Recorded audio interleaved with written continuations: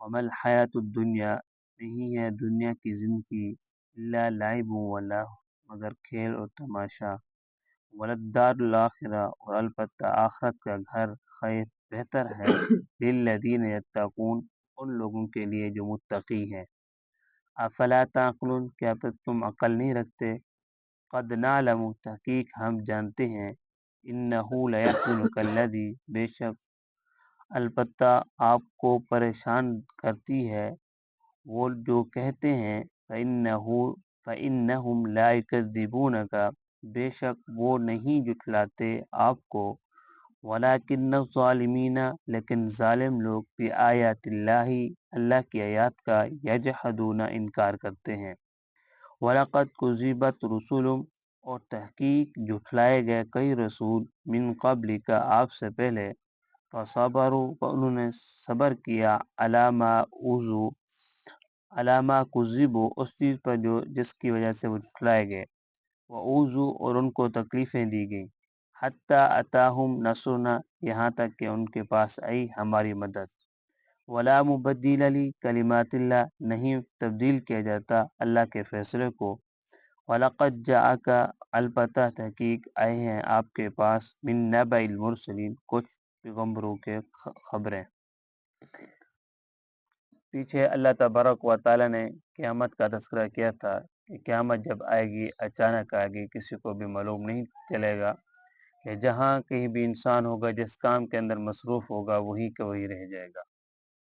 کافر لوگ کہتے تھے کہ یہ صرف دنیا کی زندگی ہے، مرنے کے بعد مٹی مٹی ہو جائیں گے، پھر دوبارہ سے نہیں اٹھائے جائیں گے۔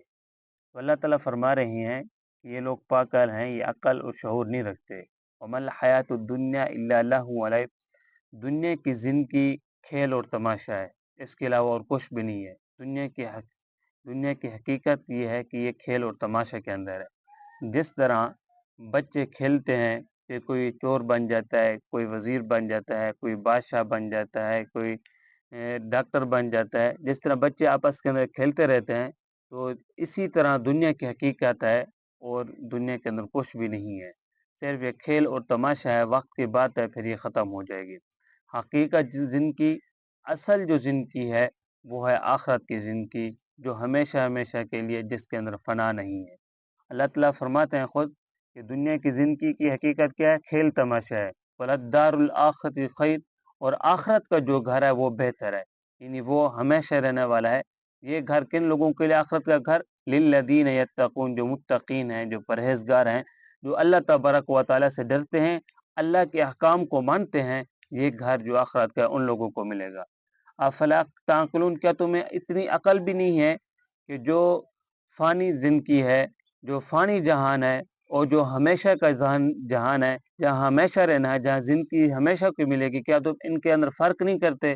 یہ دنیا کی زندگی کے اندر اور آخرت کی زندگی کے اندر تم لوگ فرق نہیں سمجھتے کہ دنیا کی زندگی جو ہے وہ کھیل تماشا ہے، ہم نے یہاں رہنا نہیں ہے ہمیشہ، اور آخرت کی زندگی جو ہے وہاں ہم نے ہمیشہ رہنا ہے، جہاں موت کوئی موت آ جائے گی، جہاں سکون ہی سکون ہوگا۔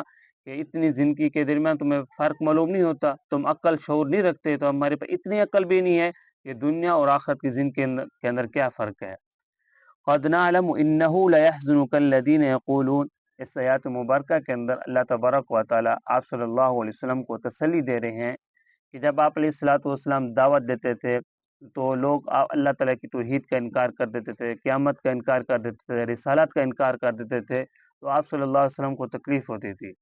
تو آپ علیہ الصلوۃ والسلام کو اللہ نے فرمایا، یہ لوگ آپ کو نہیں جھٹلاتے، آپ کی ذات کو نہیں جھٹلاتے، یہ اللہ کی آیات کا انکار کرتے ہیں، اللہ کے حکام کا یاد کرتے ہیں، آپ کی رسالت کا انکار کرتے ہیں، آپ کی رسالت کا انکار کرتے ہیں، قیامت کا انکار کرتے ہیں، آپ کو نہیں جھٹلاتے۔ آپ صلی اللہ علیہ وسلم کی ذات کو کافروں نے نہیں جھٹلایا۔ آپ صلی اللہ علیہ وسلم 40 سال ان کے اندر رہے، 40 سال کے بعد آپ کو نبوت ملی، تو آپ صلی اللہ علیہ وسلم 40 سال ان کے اندر رہے، تو ہر شخص جو بھی آپ کا دشمن آپ کے پیچھے پھرتا تھا وہ بھی آپ صلی اللہ علیہ وسلم کے پاس امانتیں رکھواتا تھا۔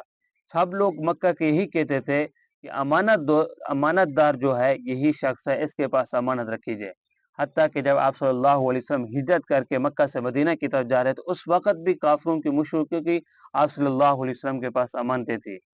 جب نبوت ملی 5 سال بعد اللہ تعالیٰ کی طرف سے حکم آیا وَأَنذِرْ عَشِيرَتَكَ الْأَقْرَبِينَ کہ آپ اپنے قریبی رشتہ داروں کو ڈرائیے، ان کو اللہ کی طرف بلائیے، ان کو دعوت دیجیے۔ تو آپ صلی اللہ علیہ وسلم صفا پہاڑی کے اوپر چڑھ کر سفید چادر لڑائی، یہ نشانی ہوتی تھی کہ خطرہ لائق ہو گیا تو سارے لوگ جمع ہو جاتے تھے۔ سفید چادر لڑائی تو سارے لوگ جو تھے وہ جمع ہو گئے پہاڑی کے قریب۔ تو آپ علیہ الصلوۃ والسلام نے فرمایا کہ اگر میں یہ کہوں کہ تمہیں دشمن مارنے کے لیے پہاڑ کے درمیان کے اندر کھڑا ہے، میدان کے اندر کھڑا ہے، کیا تم میری بات مانو گے؟ سب نے ایک زبان ہو کر کہا کہ آپ سے بڑھ کر کوئی سچا بھی نہیں ہے، یعنی 45 سال ہمارے اندر رہے، آپ سے بڑھ کر کوئی سچا بھی نہیں ہے۔ جب آپ صلی اللہ علیہ وسلم نے فرمایا کہ جب میری یہ بات مانو گے، مجھے سچا مان رہے ہو، تو یہ کہہ لو قولوا لا الہ الا اللہ تفلحون، کلمہ پڑھ لو تو کامیاب ہو جائے گے۔ سارے کے سارے دشمن بن گئے آپ صلی اللہ علیہ وسلم کے۔ تو یہ دشمن کیوں بنے؟ اللہ کی آیات کا انکار کیا، اللہ کے حکام کا انکار کیا۔ آپ کی ذات کو تو مان رہے ہیں کہ آپ سچے ہیں، آپ کے علاوہ کوئی اور سچا نہیں ہے۔ تو اللہ تعالیٰ فرما رہے ہیں کہ پریشان نہ ہو ان کی باتیں کی وجہ سے، اللہ کے آیات کو جھٹلاتے ہیں۔ اور دوسری بات وَلَقَدْ كُذِّبَتْ رُسُلٌ مِّن قَبْلِكَ، جتنے پیغمبر پہلے ہیں ان لوگوں کو بھی، ان پیغمبروں کو بھی لوگوں نے جھٹلایا ہے۔ تو فَصَبَرُوا، ان پیغمبروں نے صبر کیا ان کی بات کے اندر، جو انہوں نے جھٹلایا اس کے اوپر صبر کیا ہے، اور جھٹلایا بھی ہے پیغمبروں کو، وَأُوذُوا، اور پیغمبروں کو تکلیفیں بھی دی ہیں۔ کیا تکلیفیں دی ہیں؟ وَيَقْتُلُونَ النَّبِيِّينَ بِغَيْرِ حق، پیغمبروں کو ناحق قتل کیا ہے۔ جیسے حضرت زکریا علیہ السلام، حضرت یحییٰ علیہ السلام، ان پیغمبروں کو لوگوں نے ناحق قتل کیا ہے، ناحق شہید کیا ہے، تو پیغمبروں کو بھی تکلیف دی ہے، تو ان لوگوں نے صبر کی ہے۔ حتیٰ اتاہم نصرنا، یہاں تک کہ ان لوگوں کے پاس اللہ تبارک و تعالیٰ کی مدد آ گئی، اللہ تبارک و تعالیٰ نے ان کی مدد کی ہے۔ تو آپ ان لوگوں کی باتوں کی وجہ سے پریشان نہ ہو، آپ اپنا کام کیجیے، ان کو اپنا کام کرنے دیجیے۔ اگر مان لیں گے تو ان کے لیے بھلائی ہوگی، ان کے لیے ٹھیک ہوگا کہ ان کو جہنم کے عذاب سے بچ جائیں گے، جنت کے اندر چلے جائیں گے۔ اگر نہیں مانیں گے تو انہی کا نقصان ہوگا، تمہارا کچھ بھی نقصان نہیں ہوگا۔ وَلَا مُبَدِّلَ لِكَلِمَاتِ اللَّهِ، اللہ کے فیصلے کے اندر کوئی تبدیلی بھی نہیں کر سکتا۔ جو اللہ نے فیصلہ دے دیا ہے، جو بھی اللہ نے احکام نازل کر دیا، کسی کے اندر ہمت اور طاقت نہیں کہ اللہ کے فیصلے کو تبدیل کر دے، اللہ کے قانون کو تبدیل کر دے۔ وَلَقَدْ جَاءَكَ مِن نَّبَإِ الْمُرْسَلِينَ، آپ صلی اللہ علیہ وسلم کو اللہ تبارک و تعالیٰ نے کچھ پیغمبروں کے واقعات سنائے کہ ان لوگوں نے بھی تبلیغ کی دعوت دی، انہوں نے میری طرف بلایا تو ان کو کس طرح تکلیفیں دی گئی، کس طرح ان کو جھٹلایا گیا، یہ میں نے آپ کے سامنے پچھلے پیغمبروں کے واقعات بیان کیے تاکہ آپ کو تسلی ہو جائے، آپ صبر کرنے والے بن جائے، آپ ان کی باتوں کی وجہ سے پریشان نہ ہو۔